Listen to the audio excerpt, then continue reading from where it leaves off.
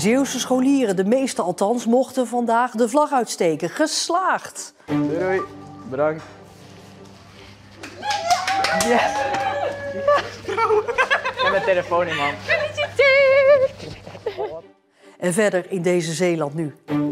Nu al paddenstoelen door het vochtige weer en nieuwe groenten op onze borden.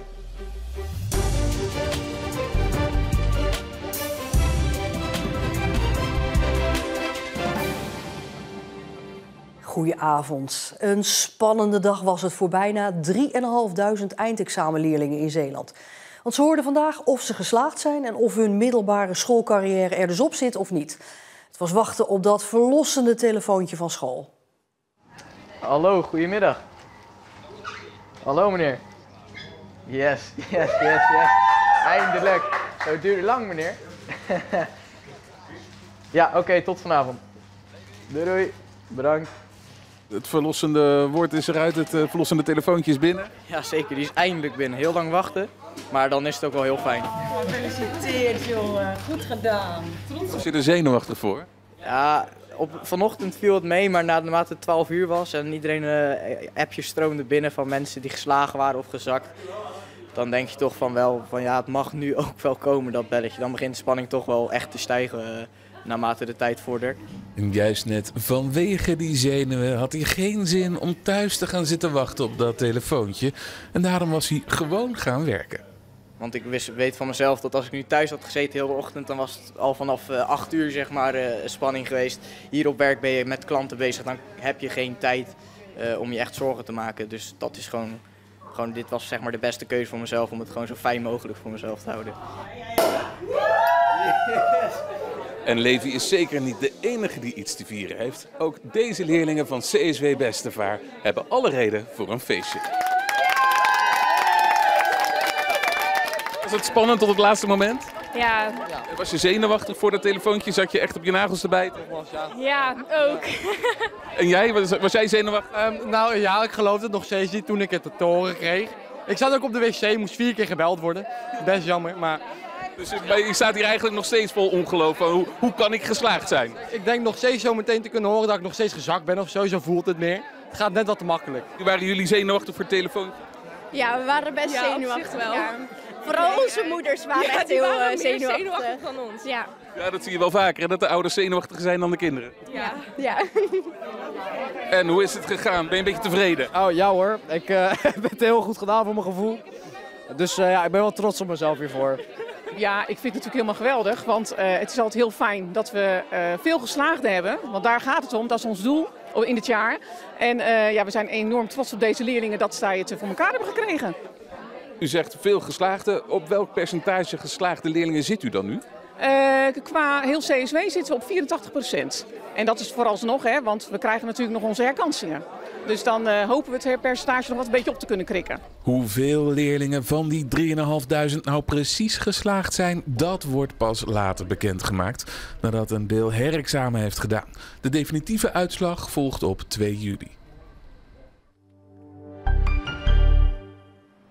Een 55-jarige man uit de gemeente Goes heeft een celstraf van 2 jaar gekregen voor het misbruiken van zijn stiefdochter. Hiervan is 1 jaar voorwaardelijk. Volgens de rechtbank heeft het misbruik plaatsgevonden tussen 2014 en 2015, toen het meisje tussen de 11 en de 12 jaar oud was. De man heeft bekend seks met zijn stiefdochter te hebben gehad, maar ontkende tijdens de zitting dat dit gebeurde toen zij jonger was dan 12. Het is onzeker hoe het verder gaat met de gratis kinderopvang in Zeeuws-Vlaanderen, nu de gemeente Terneuzen heeft laten weten er geen geld meer in te willen steken. Er loopt tot 1 juli een proef in heel Zeeuws-Vlaanderen met gratis kinderopvang, om te voorkomen dat ouders hun kinderen naar de gratis opvang in België brengen. Want vaak gaan die kinderen daar dan later ook naar school, wat zorgt voor lege schoolbanken in Zeeuws-Vlaanderen. En de gemeente Hulst heeft al laten weten dat die gemeente in principe door wil gaan met de gratis kinderopvang. En wat de gemeente Sluis wil, dat is nog niet bekend. Temperaturen van ver onder de 20 graden en buien. De weersverwachting klinkt deze dagen een beetje zoals die in oktober. En ook de natuur is erin gaan geloven dat de herfst al is aangebroken. Wie goed kijkt tussen de plantjes en bladeren ziet hier en daar al een zwammetje uitsteken. En dat is op zich redelijk bijzonder, want ja, het is nog maar net juni en nu vind je overal al diverse soorten die of eigenlijk in het najaar pas tevoorschijn komen of in de tweede helft van de zomer. De laatste jaren zeker hebben we de hele droge voorjaars gehad en nu is het uitzonderlijk nat. En ja, dan zag je voordien in het voorjaar heel weinig paddenstoelen en ja, nu schieten ze als paddenstoelen uit de grond bij wijze van spreken. De paddenstoelen komen de laatste jaren sowieso steeds eerder uit de grond. Daar kun je ook wel een beetje aan zien dat het klimaat een beetje aan het opschuiven is. Dat het hier toch in het voorjaar ook al warmer wordt. En daardoor reageren die paddenstoelen daar eigenlijk ook al op. Voor mezelf vind ik het mooi dat die paddenstoelen er zijn. Maar ja, dat het klimaat verandert, ja, daar zou je je zorgen om kunnen maken.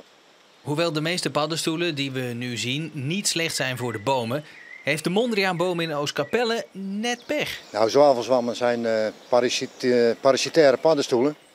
Dus dat houdt in dat die boom aantast en uiteindelijk ten gronde richt. Maar dat zal nog jaren duren, dus voorlopig overleeft de Mondriaanboom het wel.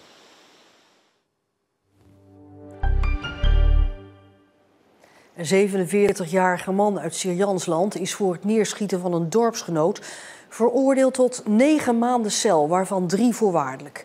Het 38-jarige slachtoffer werd in zijn been geschoten. Volgens de dader handelde hij uit zelfverdediging omdat hij zich bedreigd voelde toen het slachtoffer verhaal kwam halen na een conflict. Maar de rechtbank vindt het geen noodweer. Esther Vermuyen, statenlid voor de BBB, heeft haar ontslag ingediend. Ze zegt dat het statenlidmaatschap te veel tijd kost en niet te combineren blijkt met haar melkveehouderij en haar gezinsleven. Met 9 zetels is de BBB nu de grootste fractie in Provinciale Staten. Onlangs legde Kees Hansen zijn functie als fractievoorzitter ook al neer. En dat vanwege gezondheidsredenen, maar Hansen blijft wel gewoon statenlid. Geen holes in one vandaag op de golfbaan in Domburg, maar wel heel veel lol bij leerlingen van basisschool De Golfslag uit Domburg. Want zij kregen een golfclinic. Je hebt er wel lol in, ja. Ja, want als je mislaat, dan is het gewoon, ja, heel leuk. De Domburgse golfclub wil de drempel verlagen, want golf heeft nog steeds een elitair imago. We proberen openheid te geven en dat doen we door nu mensen van buitenaf ook te enthousiasmeren hier naartoe te halen.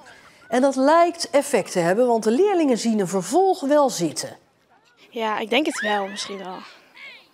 Ja, misschien als het van die kleine banen zijn wel, zoals dit. Maar van die grote banen weet ik niet. En de komende week krijgen ook nog scholen uit Oostkapelle en Siroskerke een kliniek op de golfbaan in Domburg. Zeekraal, lamsoort zijn de ziltegroenten die we allemaal kennen. Maar er is een nieuwe groentester aan het firmament.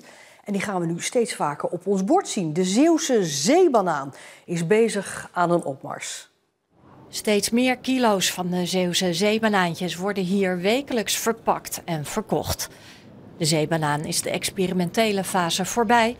En nu een serieus nieuw Zeeuws streekproduct. Zeeuwse zeebananen, ja. U dacht, gat in de markt?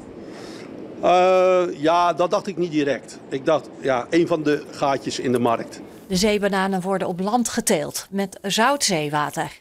Het begon klein, maar inmiddels wordt hier in Kerkwerven tot 100 kilo per week geoogst. Een heel sappig product. De steel kun je niet opeten, dus het gaat echt om die lobben. En ja, je hebt dezelfde beleving als je in een tomaat hapt. Heeft het lang geduurd voordat u het onder de knie had? Ja, gedurende de jaren doen we wat ervaring op. Het gaat een beetje met vallen en opstaan, daar gaat iets verkeerd. Maar goed, op zich hebben we het nu wel redelijk onder controle. En breidt ook de afzet langzaam maar gestaag toch wel uit. Ja. Inmiddels worden de Zeeuwse zeebananen in de restaurants al volop gebruikt. Ja, je kan ze ook echt plukken als een banaantje, zeg maar. En dan pluk je ze zo van de stengel af. En die stengel, ja, dat kan wel stokkig zijn, die kan je wel weer door de bouillon gooien bijvoorbeeld. Gooi je zo min mogelijk weg. Als je zo'n banaantje proeft, jij bent chef-kok, wat proef jij dan? Voor mij is het echt een zilte verfrissing. Echt een kleine smaakexplosie eigenlijk wat je in je mond krijgt. Kan je eigenlijk met niks vergelijken. Hoe anders dan zeekraal? Dit is veel spannender. Ja, dit is eigenlijk zeekraal plus. Ja, eigenlijk kan ik niet beter omschrijven. Ja. Vindt u ze zelf ook lekker? Ja hoor, zeker. Ik eet ze niet heel vaak, maar ze zijn wel lekker. In de salade of zo, dus ja. Komt het nou alleen vooral bij Zeeuwse restaurants terecht of in heel Europa? Nou, Nederland en België en Duitsland ook wat. Nederland, België en Duitsland, daar moet je aan denken. Ja. Je ziet het steeds meer overal verschijnen. En het wordt ook steeds bekender. Ja, en ik denk eigenlijk dat het in de toekomst wel richting de zekeralzee lamsoren zal gaan, qua bekendheid. Kijk, een bakje. Ziet er weer mooi uit, Artjan. Wat denkt u, gaan wij hier over een paar jaar ook gewoon in onze keuken mee koken? Ik denk dat je het eerst veel meer in de restaurants zult vinden. Maar misschien 10, 20 jaar, dan ga je het zeker zien. Overal, absoluut. Net als zeker al. Ja. Dat we het gewoon in de supermarkt kunnen kopen? Ik denk het zeker. Dat duurt niet zo lang. Ja, absoluut. Het kan goed met alle vissoorten. Zeker met sushi, sashimi. Het kan eigenlijk overal bij wat uit zee komt. Ja, dat is echt, dan krijg je een smaakexplosie, dan heb ik jou daar. Dus het zorgt altijd voor een verrassing aan tafel.